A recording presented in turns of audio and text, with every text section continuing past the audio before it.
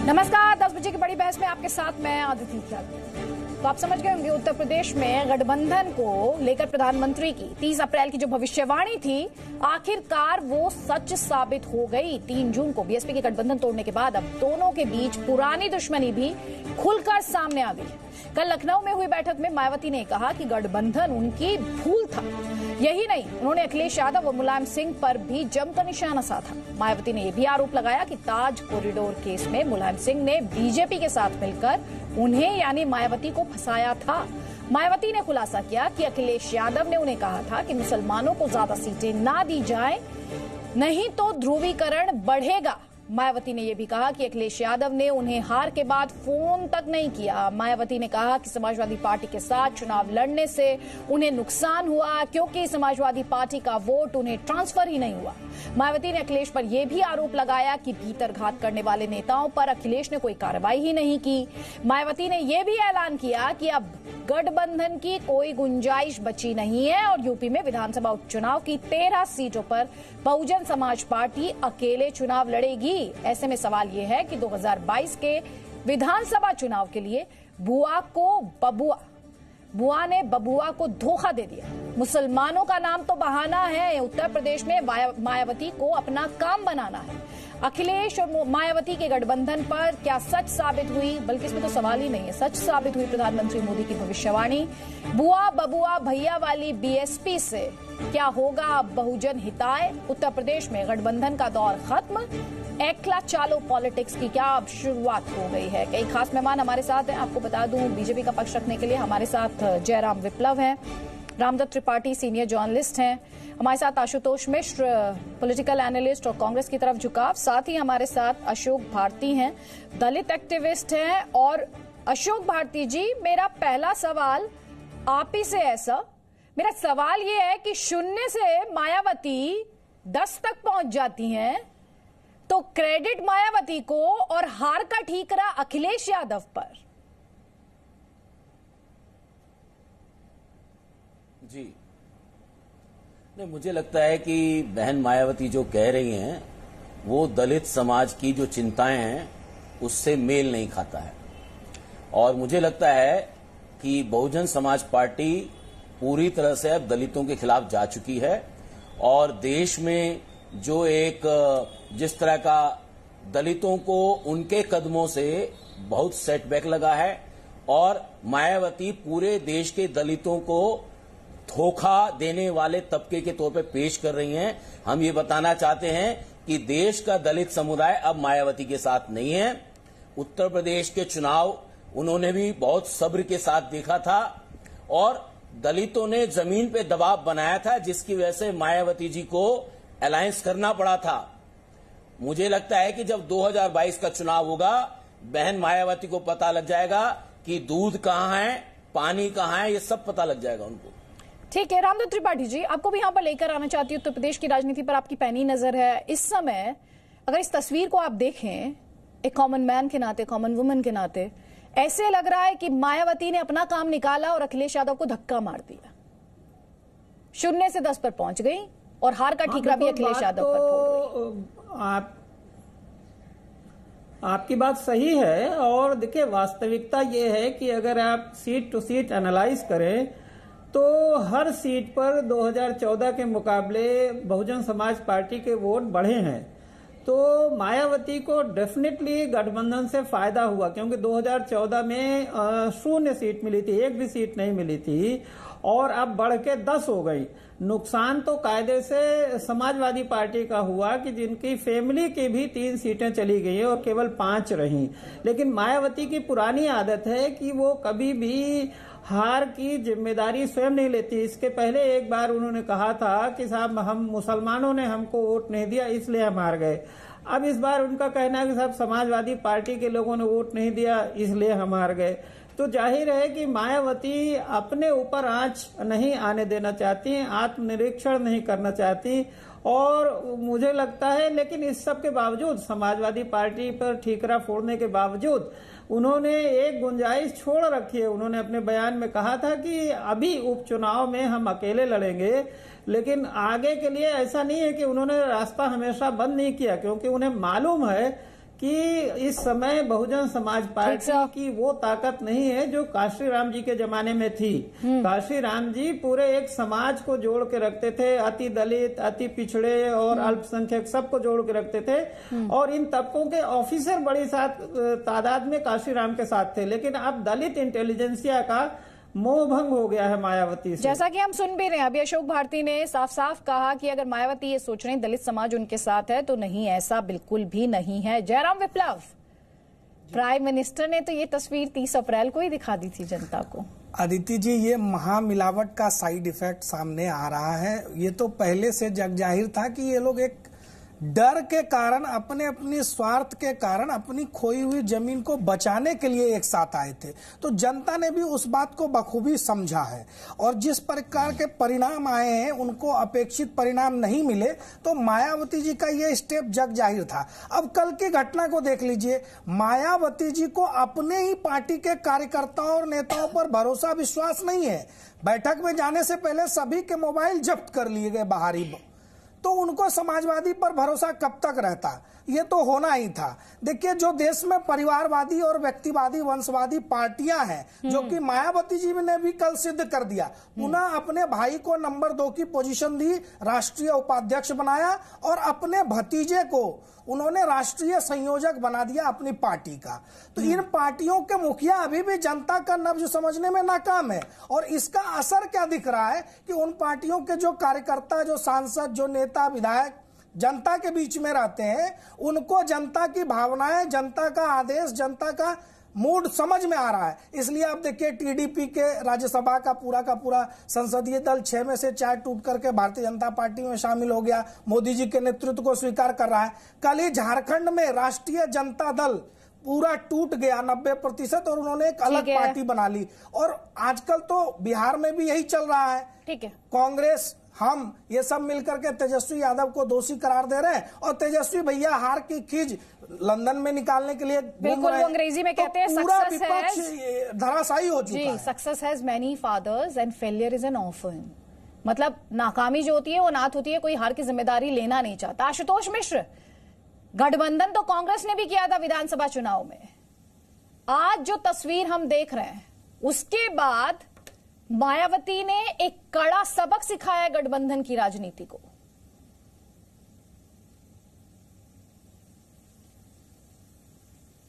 सवाल है कि जातिवाद और अवसरवादी राजनीति करती आई हैं। ये लोकसभा इलेक्शन के पहले भी जो है अन्य राज्यों में जो है कांग्रेस से जो है तोलमोल करने की कोशिश कर रही थी, लेकिन वहां इनकी दाल गली नहीं। इनकी जो राजनीति है सारी स्वयं और स्वयं के फैमिली पे डिपेंडेंट है। और जैसे अभी जो है श्री जयराम बता रहे थे कि जो है टीडीपी के 4 एमपी टूट के चले गए भाजपा में, तो अगर आपको याद हो तो इसमें से 2 ऐसे हैं जिनपे इनकम टैक्स और ईडी का जोर है। तो मायावती को शायद ये लग रहा होगा, मायावती की तो बीजेपी से पुरानी दोस्ती है, उनको लग रहा होगा कि अब ये दुकान चलानी है अपनी जातिवाद की, तो ऐसा रखो कि जिस तरफ बढ़िया दाम मिले उस तरफ मिल लो। ये इनकी कोई जो है अब इसके सोच नहीं है। आशुतोष जी, बस एक जानकारी दे दूं आपको, सोनिया गांधी जी, श्री राहुल गांधी जी और रॉबर्ट वाड्रा, ये तीनों ईडी और इनकम टैक्स में फंसे हुए हैं। उनकी ज्वाइनिंग कब करवा रहे हैं आप? सर, ये मेरी डिबेट का टॉपिक नहीं है।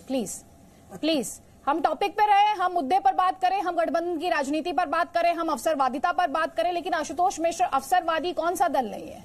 कांग्रेस अपने धुर विरोधियों के साथ आकर खड़ी हुई है। जिन मायावती को आज आप कटघरे में खड़ा कर रहे हैं, पिछले साल आपको याद होगा इन्हीं मायावती का हाथ पकड़ के सोनिया गांधी खड़ी हुई थी।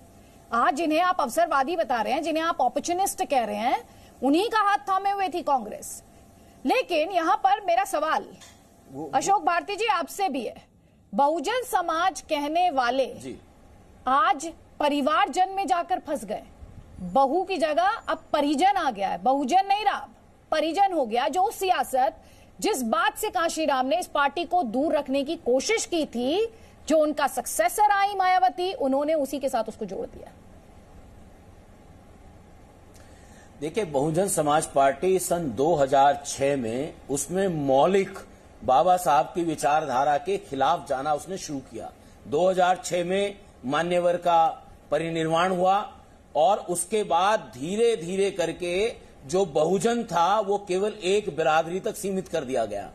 और मुझे लगता है कि इस बार के चुनाव में जो महागठबंधन बना वो एक बिरादरी से निकल के दूसरी बिरादरियों तक जाने का एक प्रयास था। लेकिन बहन मायावती के इस कदम ने 3 चीजें की हैं। एक तो पूरे देश में जो बहुजन बनने की एक पॉसिबिलिटी थी उसकी पीठ में छुरा भोंका है। दूसरा कि बाबा साहब डॉक्टर अंबेडकर ने कहा था कि वो हीरो और हीरो वर्शिप में यकीन नहीं करते हैं। मायावती जी ने केवल और केवल अपने परिवार पे भरोसा दिखा। जी, परिवार पर भरोसा की बात आप कर रहे हैं। सूत्रों के हवाले से बड़ी खबर ये कि समाजवादी पार्टी के साथ गठबंधन एक बड़ी भूल थी, ये मायावती का कहना है। मुलायम सिंह ने मुझे ताज कॉरिडोर में फंसाया, ये आरोप अभी थोड़ी देर पहले हमने आपको बताया। साथ ही आपको ये भी बताया कि मन माफिक नतीजे नहीं आए क्योंकि समाजवादी पार्टी कमजोर थी। ये सिलसिलेवार तरीके से वो आरोप जो थोड़ी देर पहले मैंने आपको बताया कि अखिलेश यादव ने हार के बाद फोन भी नहीं किया जब चुनाव नतीजे आए। तो ये वो तमाम आरोप जो मायावती एक एक कर लगा रही हैं। लेकिन रामदत्त त्रिपाठी जी, मेरा सवाल आपसे ये भी है, ये जो अब आरोप मायावती लगा रही हैं इसमें से नया आरोप क्या है? भाई जो मुलायम सिंह यादव को लेकर कहती हैं पुराना आरोप है, वोट ट्रांसफर की बात करती हैं वो, उस पर तो सीधी सी बात यह कि वोट ट्रांसफर का कोई साइंटिफिक फॉर्मूला तो है नहीं। तो मायावती जब ये बात कहती हैं कि मुझे तो यादवों का वोट ट्रांसफर ही नहीं हुआ, मुझे तो समाजवादियों का वोट ट्रांसफर ही नहीं हुआ, उसका आधार क्या है? नहीं, देखिए साफ बात है, अगर आप बहुजन समाज पार्टी को जो वोट मिले हैं उनको एनालाइज करेंगे तो मायावती की बात गलत साबित होती है, क्योंकि सभी सीटों पर जहां वो जीते हैं या नहीं भी जीते हैं, जो वो लड़ी हैं 38 सीटों पर, उनके वोट बढ़े हैं। तो अगर सपा के मतदाताओं ने वोट नहीं दिया होता तो कहां से आते? और एक फायदा जो सबसे बड़ा हुआ है मायावती को गठबंधन से कि अल्पसंख्यक मुस्लिम समुदाय का वोट खूब मिला है उनको। तो मायावती का ये कहना गलत है, लेकिन मायावती जी की देखिए कि पुरानी आदत है कि वो अवसर के हिसाब से तर्क गढ़ लेती हैं। जैसे पहले वो अपनी सभाओं में खुलेआम वो और उनके नेता कांशीराम जो सवर्णों को गालियां देते थे, लेकिन बाद में जब उनका साथ चाहिए था तो उन्होंने तर्क गढ़ लिया कि जो है हाथी नहीं गणेश है, ब्रह्मा विष्णु महेश है। जब उन्होंने ब्राह्मण समुदाय के साथ एकदम खुला जो है वो एक तरह से गठबंधन किया, भाईचारा कमेटियां गठित की। इसी तरह अभी जब वो गई थी मैनपुरी में चुनाव प्रचार करने तो उन्होंने मुलायम सिंह की बहुत तारीफ की, कहा वो पिछड़े वर्गों के असली मसीहा हैं। लेकिन वो देखिए तर्क गढ़ते रहते हैं। एक जमाने में वो बीजेपी के साथ बिल्कुल गई थी और कभी बीजेपी को मनवादी कहती हैं और फिर बाद में वो गुजरात में मोदी जी के पक्ष में प्रचार करने भी गई थी। तो मायावती जी को इस बात की महारत हासिल है कि वो अवसर के हिसाब से तर्क गढ़ लेती हैं और उनको इस बात का कोई शर्म लिहाज नहीं होता कि पहले क्या कहा था। जयराम विप्लव, जो बातें अभी रामदत्त त्रिपाठी ने कही कि मायावती ने कैसे यू टर्न लिया है, उन्होंने 2 बातें कही हैं। यहाँ पर एक बड़ी बात जो वो कहती है, वो कहती है कि मुझसे समाजवादी थे, जिन्होंने समाजवादी पार्टी थी, जिन्होंने मुझे मुसलमानों को टिकट नहीं देने दिया। कुल मिलाकर जिस पोलराइजेशन की वो बात कर रही हैं, और आज अगर वो इस बात को उठा रही हैं तो आप और मैं दोनों जानते हैं वो क्या करना चाह रही हैं। वो सीधे 2022 के बारे में सोच रही हैं। देखिए, ये होना ही था, जमीन पर स्थिति अलग थी, इसको समझने की आवश्यकता है। ये जो मायावती जी का कथित रूप से वोट बैंक रहा और जो समाजवादी पार्टी का अपना कैडर है, दोनों के चरित्र में बिल्कुल विरोधाभास था। एक पीड़ित था और दूसरा उसका शोषण करने वाला, उसको पीड़ित करने वाला था। और ये देख लीजिए, जमीन पर जो लड़ाई थी, आपने ऊपर 2 नेताओं ने तो आपस में गठबंधन कर लिया, लेकिन जो समुदाय किसी दूसरे समुदाय से पीड़ित था, समाजवादी गुंडों से पीड़ित था, वो कैसे उनके साथ जाता? तो ये एक अंदर ही अंदर विरोधाभास था और वो खुलकर के परिणाम में सामने आ गया। अब मायावती जी को भी मालूम है कि संसद में तो चलो 10 सांसद उनके पहुंच गए, वहां उनकी दुकान चल रही है, अगले 5 साल चलेगी। अब विधानसभा में किसी भी तरह अपने आप को खड़ा करना है, इस कवायद में वो जुड़ गई है और ये पूरा का पूरा उनका नैरेटिव सेट है। आप देखिए, एक प्रकार से पूरे विपक्ष ने धीरे धीरे सच को स्वीकारना शुरू कर दिया है। कल ही सलमान खुर्शीद साहब का भी बयान आया कि सुशासन और विकास की सुनामी थी, मोदी जी की सुनामी थी, जिसमें जो नकारात्मक शक्तियां थी वो बह गई। तो मोदी जी की जो सुनामी है उसमें मायावती जी को भी सच समझ में आ गया। लेकिन मैं मायावती जी को सच समझ में आ गया। ठीक है, मायावती जी को समझ में आ गया। लेकिन आशुतोष मिश्र, कुल मिलाकर वापस बात वही धर्म की सियासत में तो मुसलमानों को टिकट देना चाहती थी, समाजवादी पार्टी ने देने नहीं दिया, कहा पोलराइजेशन हो जाएगा। तो इसमें जो है एक तीर से दो शिकार करने की कोशिश कर रही हैं मायावती। अगर आप देखें तो इस लोकसभा इलेक्शन में इन मायावती का वोट परसेंटेज 19 के आसपास रहा है, जो कि इनके पास रहता है, ज्यादा कम नहीं हुआ है। समाजवादी पार्टी का जो है वोट प्रतिशत करीब 5% नीचे आ गया है, और समाजवादी पार्टी MY मुस्लिम यादव उनका जो है बेस था, और मायावती जो है अब चाहती हैं कि दलितों के साथ मुस्लिम जुड़ें। तो ये वो एक कहानी बनाने की कोशिश कर रही हैं कि जो है जैसे कि उनको मुसलमान वोट जो कि शायद समाजवादी पार्टी के नाम पे मिले होंगे, अब वो उनके साथ जुड़ जाएं। और उनकी सीधी सी एक सिंपल लॉजिक है उनका कि भाई मैं तो जो है जहां पे लोगों को जरूरत होगी मेरे साथ मिल जाएंगे। वो तो बीजेपी के साथ भी काम कर चुकी हैं। ठीक है, ठीक है, उस उनके पॉइंट पे जो मैं भाई हैं सर वो उनके खिलाफ अवसरवादिता को इनकम लेकर टैक्स और डिस्कशन ईडी कर का चुकी हूँ, लेकिन अशोक भारती जी एक छोटा सा कमेंट आपका भी लेना चाहती हूँ कि अब दलितों से ज्यादा मुसलमान याद आने लगे क्योंकि 2022 पर निगाहें हैं। देखिए, मुझे लगता है कि बहन मायावती जो मेरठ के चुनाव में भारतीय जनता पार्टी को सपोर्ट किया था, अगर मायावती जी का पूरा देखेंगे, अगर इस देश में बहन मायावती का कोई भाई है तो देश के प्रधानमंत्री नरेंद्र मोदी और उनकी पार्टी है। ये बात हमको समझना पड़ेगा। इसलिए बहन मायावती एक ऐसा माहौल क्रिएट करेंगी जिससे कि भारतीय जनता पार्टी को फायदा हो और मुसलमानों को मुगालते में रखा जा सके, क्योंकि उत्तर प्रदेश में जमीनी स्तर पे जो दलितों में, पिछड़ों में, मुसलमानों में जो एक एकता हो रही थी, बहन मायावती की राजनीति के लिए भी वो एक बहुत बड़ा खतरा है। वो ऑलरेडी दलितों को चमार और गैर चमार में बांट चुकी हैं, यादव गैर यादव में बांटने की कोशिश कर रही हैं, और अब वो जो है जाटव, यादव और मुस्लिमों के बीच में एक फर्क डालना चाहती हैं। देखिए, मायावती जी की अपनी सियासत है। लोकसभा चुनाव के दौरान खुल करके उन्होंने प्रचार में इसी मुस्लिम वोट बैंक का, मुस्लिम तुष्टीकरण का सहारा लिया था। उन्होंने खुलेआम इस लोकसभा चुनाव में मुस्लिम वोट बैंक को सीधे उन्होंने मुखातिब होकर के कहा कि आप बसपा को वोट करिए, महागठबंधन को वोट करिए। तो मायावती और मुलायम सिंह जी के भीतर आपस में ये तो लंबे समय से एक होड़ रही है कि मुसलमानों के वोट बैंक को कैसे हम जोड़ें। एक तरफ मुलायम सिंह जी यादवों के साथ मुस्लिमों को जोड़ करके MY समीकरण बनाना चाहते हैं, दूसरी तरफ ये दलितों के साथ मुसलमानों को जोड़ करके सत्ता में बने रहना चाहते हैं। कोई नई बात नहीं। सोशल इंजीनियरिंग का कॉन्सेप्ट है हमारे राजनेताओं का, उसमें जो M है वो अभी भी बरकरार है। भले ही 23 मई को जो नतीजे आए हों वो दिखाते हों कि जात पात धर्म की सियासत को वोटर ने रिजेक्ट कर दिया, लेकिन मायावती उसी इंजीनियरिंग का इस्तेमाल करके, जात पात की सियासत, धर्म की सियासत का इस्तेमाल करके 2012 में अपनी सियासत को आज भी साधने की कोशिश कर रही है। एक छोटे से ब्रेक के लिए यहाँ पर रुकने, बड़ी बहस ब्रेक के उस पार भी जारी है। तो जी न्यूज पर बड़ा सवाल हम यही उठा रहे हैं कि क्या बुआ का छल और बुआ के साथ बुआ का छल गठबंधन की राजनीति के लिए बड़ा सबक है, और कई खास मेहमान लगातार हमारे साथ बने हुए हैं। रामदत्त त्रिपाठी जी, ये जो मुसलमानों को लेकर ये जो बयान है मायावती का, ये अपने आप में बहुत ही प्रोवोकेटिव बयान है। मायावती मुसलमानों को लेकर देवबंद में उन्होंने क्या कहा था और उसके बाद चुनाव आयोग ने कैसे उनके खिलाफ एक्शन लिया था वो भी दुनिया ने देखा है। लेकिन कुल मिलाकर 23 मई के नतीजे कुछ भी दिखाते हो, लेकिन मायावती मुसलमानों को ही आज भी अपने वोट बैंक को साधने के लिए उन्हीं का इस्तेमाल करना चाहती है। हाँ बिल्कुल, क्योंकि सपा और बसपा में काफी दिनों से मुस्लिम मतों को लेके कंपटीशन भी रहा है, और मायावती को मालूम है कि केवल दलित वोट से काम नहीं चलेगा, और खासकर ये भी मालूम है कि जो मुस्लिम समुदाय एन ब्लॉक वोट देता है, तो इसलिए वो मुस्लिम समुदाय की हमदर्दी पाना चाहती हैं। उन्होंने ये कहा कि मैं ज्यादा टिकट देना चाहती थी, लेकिन अखिलेश यादव। रामदत्त त्रिपाठी जी, सॉरी मैं आपको इंटरप्ट कर रही हूँ, जाहिर है कि सॉरी इंटरप्ट कर रही हूँ, लेकिन मेरा सवाल है, हमने देखा 23 मई को धर्म, जात पात, ये जो सियासत थी ध्वस्त हो गई। क्या इसे आज भी ये कहूं कि 2022 से पहले भी मायावती अपने सबक नहीं ले रही हैं? उनके इस अजम्पशन का आधार क्या है?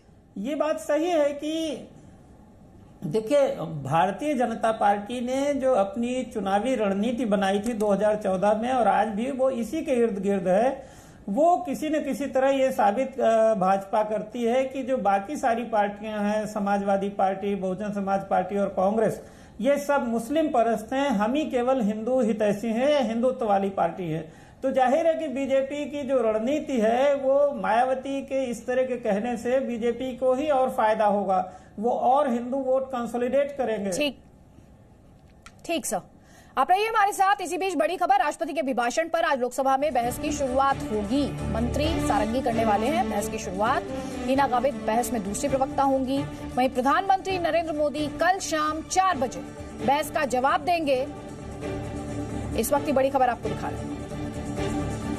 तो प्रताप सारंगी करेंगे बहस की शुरुआत और बड़ी बात यह, कल शाम 4 बजे प्रधानमंत्री इस बहस का जवाब देंगे। साथ ही कल बीजेपी संसदीय दल की बैठक है, 9:30 बजे ये बैठक होगी सुबह संसद की लाइब्रेरी बिल्डिंग में। प्रधानमंत्री मोदी, होम मिनिस्टर अमित शाह समेत लोकसभा और राज्यसभा के सभी सांसद बीजेपी संसदीय दल की इस बैठक में मौजूद रहेंगे।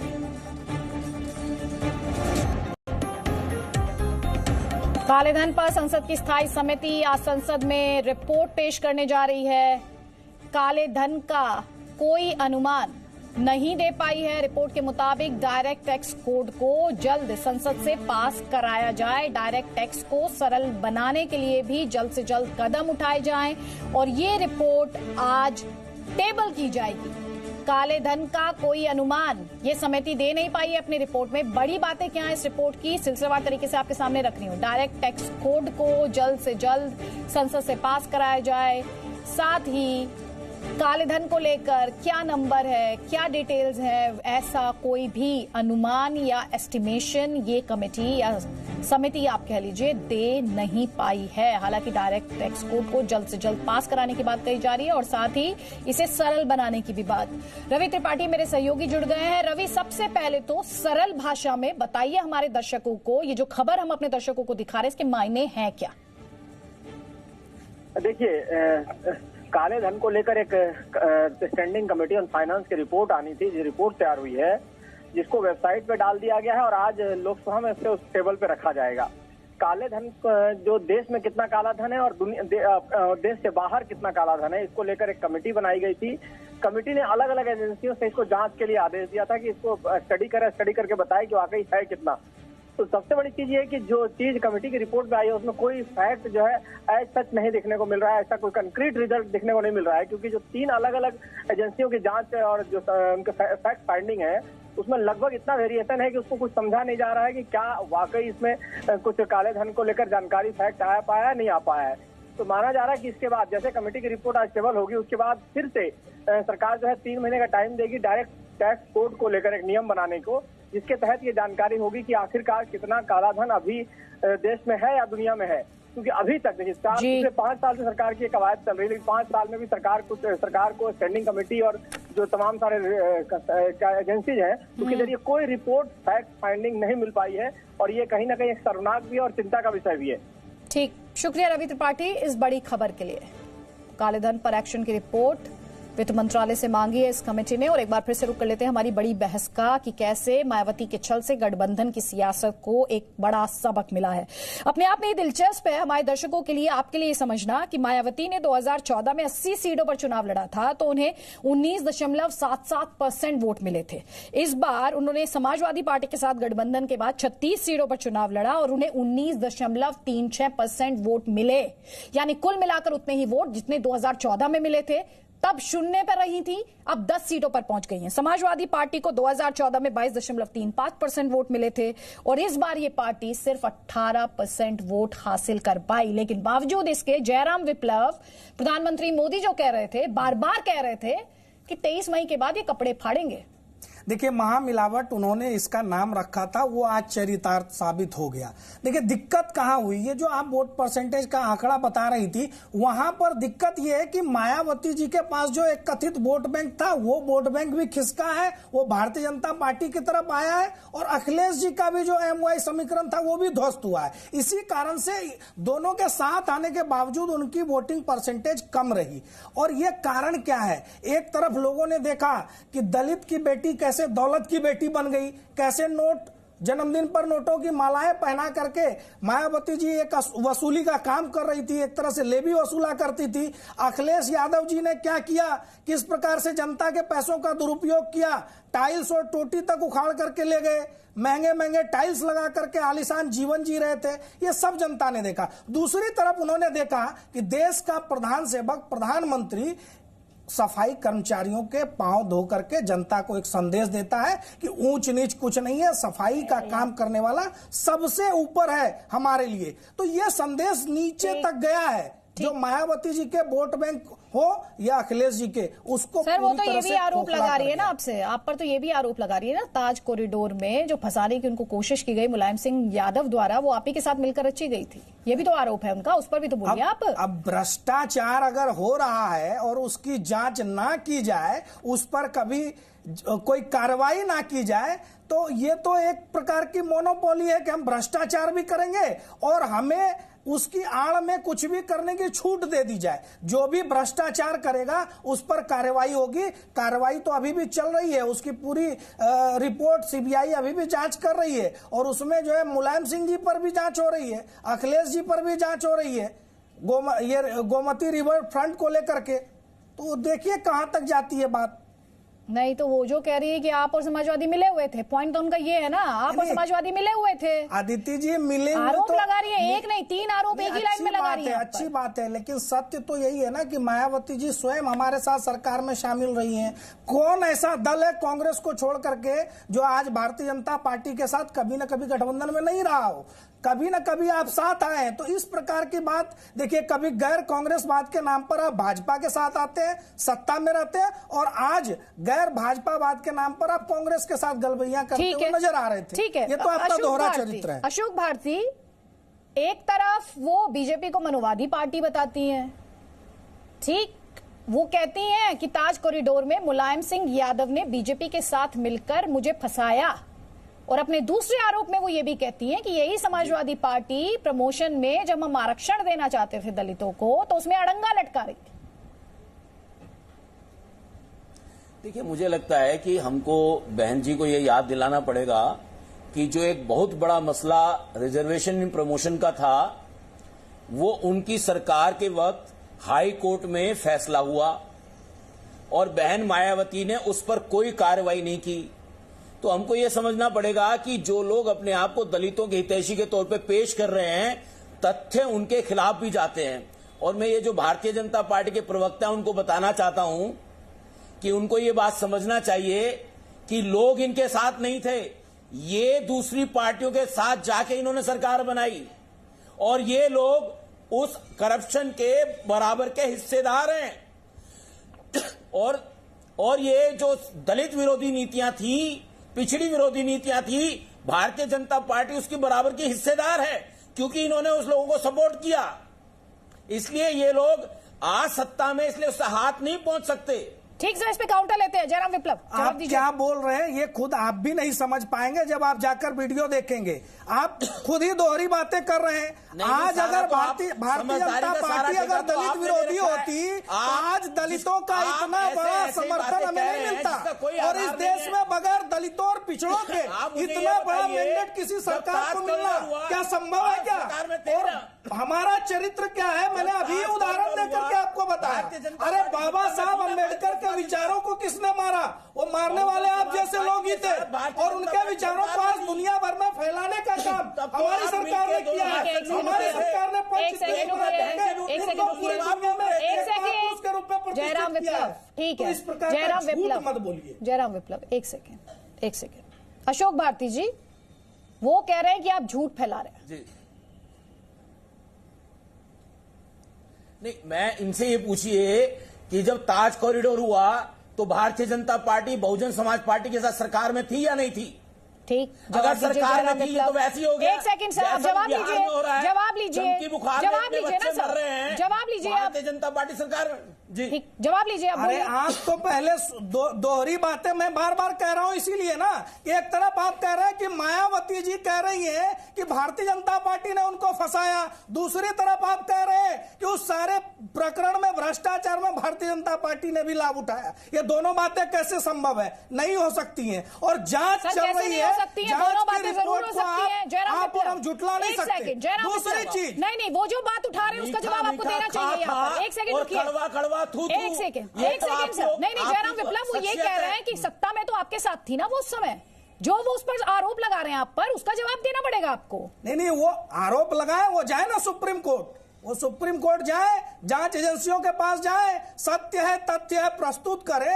केवल यहाँ बोलने से काम नहीं चलता। हमारी सरकारें केवल मायावती जी के साथ नहीं रही, हमारी सरकारें देश के 18 से 20 राज्यों में रही, और कहीं पर भी आज तक एक भी मामला सिद्ध नहीं हुआ, साबित नहीं हुआ, कोई मामला कोर्ट तक नहीं गया। आपने हाथों देखा है, जनता की अदालत से इस बात का प्रमाण मिल गया कि भारतीय जनता पार्टी सबका साथ, सबका विकास, सबका विश्वास हासिल करके आई है। और आपके कह देने से ना तो हम दलित विरोधी हो जाएंगे और ना ही भ्रष्टाचारी हो जाएंगे।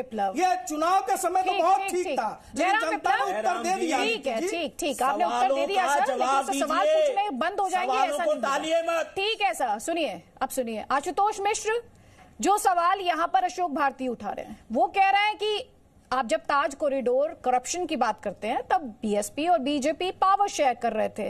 आज मायावती समाजवादियों पर बीजेपी के साथ मिलकर साजिश करने का आरोप लगा रही हैं। देखिए, जहां तक करप्शन की बात है उसमें जो है ना, भारतीय जनता पार्टी बड़ी फ्लेक्सिबल है। अभी जो है इन्होंने टीडीपी के राज्यसभा मेंबर्स को बीजेपी में शामिल कर लिया है। दोनों के खिलाफ नवंबर दिसंबर में भाजपा ने राज्यसभा एथिक्स कमेटी को लिखा था कि ये करप्ट लोग हैं, ये साउथ इंडिया के नए माल्या हैं, इनको जो है बाहर किया जाना चाहिए राज्यसभा से, और अब उसको भाजपा में शामिल कर लिया है। तो इस मामले में करप्शन में बड़ी फ्लेक्सिबल पार्टी है, जहां इनका जिस तरह फिट बैठती है गोली उसके साथ ये चले जाते हैं। अभी मैं सुन रहा था कि श्री बिप्लब कह रहे थे कि सबका विश्वास, भाजपा को सबका विश्वास नहीं प्राप्त है, ये तो प्रधानमंत्री भी मानते हैं। और मायावती को ये लगता है कि जो जैसे कि टीआरएस वहां पे तेलंगाना में और आंध्र प्रदेश में वाईएससीआरपी पनपी है, और वेस्ट बंगाल में सीटें जरूर ममता बनर्जी की कम आई हैं, लेकिन उनके वोट परसेंटेज बढ़ गई। तो उनको ये लग रहा है कि भाई अभी ये जातिवाद और क्षेत्रवाद की राजनीति में उनकी दुकान चल सकती है, और वो तो जो है जिसके साथ रामदत्त त्रिपाठी वैसे वेस्ट बंगाल में आपको याद दिला दूं, आशुतोष जी, वेस्ट बंगाल में आपको याद दिला दूं, वेस्ट बंगाल में बीजेपी ने सब्सटेंशियल गेन्स हासिल किए, 18 सीटें, और टीएमसी और बीजेपी में सिर्फ 4 सीटों का फासला है। उड़ीसा में बीजेपी ने सीटें गेन की हैं, तो पता नहीं आप जब रीजनल पार्टीज के स्ट्रॉन्ग इन्फ्लुएंस की बात कर रहे हैं तो वो समीकरण भी अब बदल रहा है। लेकिन रामदत्त त्रिपाठी जी, वही सवाल जो मेरा आशुतोष मिश्र से था, वही सवाल सर मेरा आपसे भी है। पावर शेयर करते हैं आप और फिर आप आरोप लगा देते हैं कि भाई मुझे तो फंसाया गया, बीजेपी ने मुझे फंसाया, समाजवादियों ने उसमें उसका साथ दिया। देखिए, जब मायावती ने गठबंधन किया था अभी जो 2019 लोकसभा चुनाव का, तो तब भी उनको ये सारी बातें मालूम रही होंगी कि भाई मुलायम सिंह यादव ने उनको ताज कॉरिडोर मामले में फंसाया, या समाजवादी पार्टी सरकार में दलितों का उत्पीड़न हुआ, ये जो भी बातें हैं, तो ये सब जानते हुए उन्होंने गठबंधन किया था। तो अब ये गठबंधन अगर बहुत उनकी उम्मीदों के हिसाब से सफल नहीं हुआ, तो अब उसको वो एकदम प्रतिकूल होके और इस तरह की बातें कर रही। हालांकि हकीकत ये है कि लेकिन उन्होंने ये कहा क्यों है? मैं एक और बात आपसे यहाँ जानना चाहती हूँ सर, उन्होंने मायावती ने ये बात कही क्यों? ये बात कही क्यों कि मुलायम सिंह यादव ने बीजेपी के साथ मिलकर मुझे फंसाया? क्या गेन करना चाहती है स्टेटमेंट से? मायावती अब चाहती हैं कि किसी तरह जो उनके दलित समुदाय के वोटों का एक बड़ा तबका खिसक गया है उनके पास से, तो वो दलित समुदाय की सिंपैथी वापस पाना चाहती हैं, क्योंकि इस समय दलित समुदाय में माना जा रहा है कि उनकी जो स्वजातीय जाटो समुदाय के अलावा बाकी जो पासी हैं, वाल्मीकि है, जैसा कि अभी इन्होंने जिक्र किया कि भाई प्रधानमंत्री जी ने वहां कुंभ में उनके पैर धोए, तो इस तरह की जो छोटी छोटी जातियां हैं, धोबी है, ये सब काफी कुछ खिसक गए हैं। या तो वो बीजेपी के साथ हैं या वो कहीं कांग्रेस के साथ है, कहीं कहीं सपा के साथ भी हैं। तो एक तरह से वो दलित समुदाय की सिंपैथी पाना चाहती हैं और उसके अलावा वो मुस्लिम समुदाय का भी आगे चाहती हैं कि मुस्लिम समुदाय उनके साथ वोट तो कुल मिलाकर करे, 2022 के बारे में वो सोच रही है। कुल मिलाकर 2022 के बारे में वो इस समय सोच रही हैं। ठीक है, ठीक है अशोक भारती जी। अभी तात्कालिक तो वो उपचुनाव है, जी जी जी उपचुनाव के बारे में, क्योंकि अगर उनको लगता है कि हम उपचुनाव जीत लेते हैं तो 22 के बारे में हवा बनेगी हमारी। बिल्कुल बिल्कुल, कम बैक की कोशिश कर रही है राज्य में, असेंबली में। ठीक सर, अशोक भारती जी हाथ उठा रहे जल्दी से सर। ये देखिए, मुझे लगता है बहन मायावती जी का निशाना उत्तर प्रदेश के मुसलमान हैं। वो मुसलमानों को अपने साथ लाना चाहती हैं और क्योंकि उनको लग रहा है कि 2019 का चुनाव है उसमें दलित और मुस्लिम एकता ने काम किया है, जिसमें काफी सच्चाई भी है, और वो मुसलमानों को समाजवादी पार्टी से और कांग्रेस से अपनी तरफ लेना चाहती हैं। इसलिए उन्होंने जो है लोकसभा में भी अपना जो दलित को छोड़ के, दलित को हटा के एक मुसलमान को अपना लोकसभा में लीडर बनाया है। तो बहन मायावती का निशाना यह है, ब्राह्मण, मुसलमान और दलित अगर एक हो जाएं तो कांग्रेस को रिप्लेस कर सकती हैं। मिसेज गांधी का जो फार्मूला था उसको उत्तर प्रदेश में लागू करके वो जो उन्होंने वायदा अखिलेश के साथ किया था कि उनको सीएम बनवाएंगी, उसकी जगह अब वो अखिलेश को सीएम बनवाने की जगह चूंकि पीएम बनी नहीं, अब वो खुद सीएम बनना चाहती है। तो ये उनकी राजनीति है। ठीक है, ठीक है। जयराम विप्लव, देखिए, इस प्रकार के जातिवादी विश्लेषण की 21वीं सदी में आज कोई आवश्यकता नहीं बची है। 23 मई के रिजल्ट ने यह साफ कर दिया कि देश में हर जाति, हर वर्ग के लोगों ने भारतीय जनता पार्टी के नेतृत्व में उसके नियत और नीतियों को अपना समर्थन दिया है। तो मायावती जी खूब कोशिशें कर ले, जनता के सामने उनका और अखिलेश जी का चरित्र खुल करके सामने आ गया है। अकेले उसके नाम पे मोदी जी ने वोट नहीं मांगे थे, दोनों साथ आए और वो गलत एक संदेश दे रहे हैं। ये जो है आपका एनालिसिस गलत है था, ये प्रमाणित हो गया। इसी बेसिस पे जो है जो क्षेत्रीय दल है वो लड़ना चाहते हैं, क्योंकि वो जानते हैं कि हर बार ये एक पुलवामा अटैक तो हो नहीं जाएगा कि आज जाके प्रधानमंत्री पुलवामा के शहीदों के नाम पे कहाँ पुलवामा पे चले गए? आप अभी भी गलत फहमी में जी रहे हैं। कहाँ पुलवामा पे चले गए सर? विकास के नाम पे, चुनाव के नाम पे उन्होंने कभी वोट नहीं मांगे, वो हमेशा वोट मांगते रहे पुलवामा के। अरे आशुतोष जी, यही सोच आपको लेकर के कहां से कहां चली गई, कांग्रेस कहां आ गई, उसकी चिंता करिए। तो कर्नाटक देश के गरीबों को जो हमारी सरकार ने डिलीवर किया, देश के विकास के जो पंख लगे, छठी अर्थव्यवस्था बन गया है। इस मंदी के दौर में भी भारत दुनिया में तेजी से तरक्की करने वाला देश है। पहली बार महंगाई कोई मुद्दा नहीं थी चुनाव में, और आप कह रहे हैं कि केवल एक, और अगर वो भी मुद्दा था, वो मुद्दा होना चाहिए। राष्ट्रीय सुरक्षा के मुद्दे पर कांग्रेस फेल रही है और हमारी सरकार ने उस पर मजबूती से कदम उठाया है। तो जनता ने समग्रता में एक एक चीज को देखते हुए वोट दिया। किसी भी चीज में हमारी नीति स्पष्ट थी, नियत साफ थी और नेतृत्व मजबूत था। अरे आज देश को एक ऐसा प्रधानमंत्री मिला है जो अगले 5 साल बिना एक दिन छुट्टी के अपने काम में लगा रहेगा, और मुझे देखने को जल्दी मिलेगा कि आपके नेता फिर से इटली और लंदन छुट्टियां मनाने भाग जाएंगे। ठीक है, आप ऐसे अगर आप लोग नीति पे बात कर रहे हैं, आइडियोलॉजी पे बात कर रहे हैं, तर्कों पे बात करें तो अच्छा लगता है, निस्बत इसके कि निजी आक्षेप करें। रामदेव त्रिपाठी जी, एक और उत्तर प्रदेश की पॉलिटिक्स का एक और अहम पहलू इस गठबंधन के टूटने के बाद, अब एकला चालो पॉलिटिक्स की वापसी हो गई है उत्तर प्रदेश में। अब फिलहाल तो यही लगता है, क्योंकि कांग्रेस अभी अकेले चलने की बात कर रही, वो उसका भी लक्ष्य 2022 में उन्होंने कहा है कि हम पार्टी को फिर से जीवित करना चाहते हैं, और ये गठबंधन टूट ही गया है।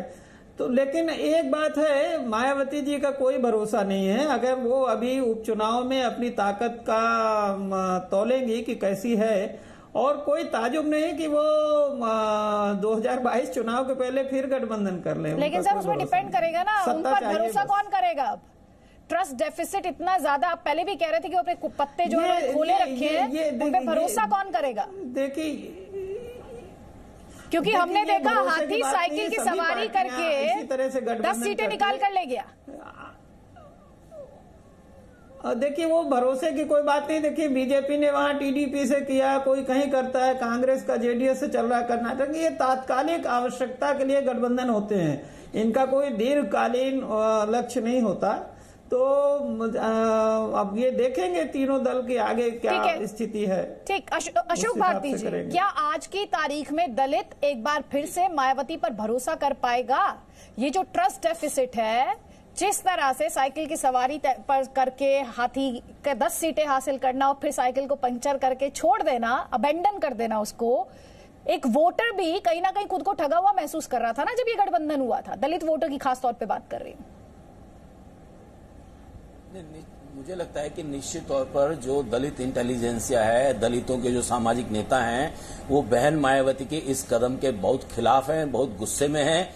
और बहन मायावती और उनकी पार्टी ये मान के चले कि इसका नुकसान उनको लाजमी है।